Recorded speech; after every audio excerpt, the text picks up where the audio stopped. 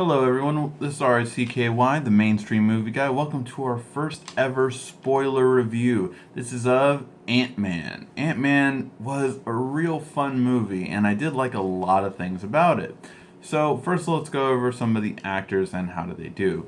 So, first thing is Paul Rudd. It's probably my favorite Paul Rudd movie, and that's not to say that Paul Rudd's ever been a bad actor, but he's had hit and misses, and this one was a hit for me, and it really just was a great overall movie, and he was good in it. I did not dislike him at any part in the movie. I think he did really well all around, so I thought that was very well done. Michael Douglas really shines on this one. Definitely stands out. If you weren't a Michael Douglas fan, you will be now. It really stands out just how much of a good actor he is. The Wasp. The Wasp, Hope Van Dyne was really good. We got to see a little bit of her mom and the actual Wasp outfit. So Hope Van Dyne will turn into the Wasp, as you've seen in the end credit scenes for the next movie. Now, Kevin Feige has also been seen saying that if you're wondering why we never showed her face and why in that world of the micro universe, if you're asking could her mom come back, then they did their job. So we will see Janet Van Dyne hopefully in the future, which would be great. And the only thing is then she's going to be the same age, so that will be interesting then, won't it? Because then you're going to see a younger one. And by the way, if you have already seen it, just letting you know, apparently there was some hidden images that you should look out for in that scene where they're in the that microverse. So really interesting to hear, and I'm probably going to see it again now. I'd really enjoyed the movie. Also, the three guys. You had Lewis, David, and Kurt, played by, of course, Michael Pena, T.I., and I forgot the other guy's name was David, I believe. But so really just fun. I thought they were really fun. And in the beginning of the scene, in the very first scene, I thought I was going to get very annoyed by Lewis, the way he talked. It was just kind of like, oh my god, dude, you're like being, beaten over the head with this kind of stuff. But no, he really grew on me throughout the entire movie. I thought he was really good. So I really enjoyed it. Hopefully you did too with him.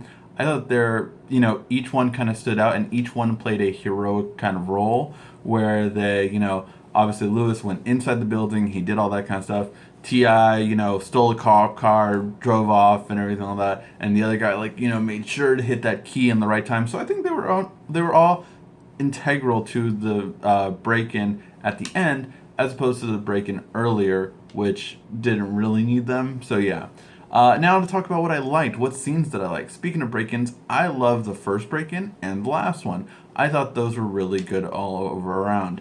I loved heist films, and it really gave me, not into the main heist of like an Ocean's 11, but it really did give me a good feel of like, wow, this is a good kind of heist, like preparation more than a full heist movie. But like if they were doing small jobs before they got to the big job, I thought that was where I kind of landed with a heist film in terms of this being a heist movie.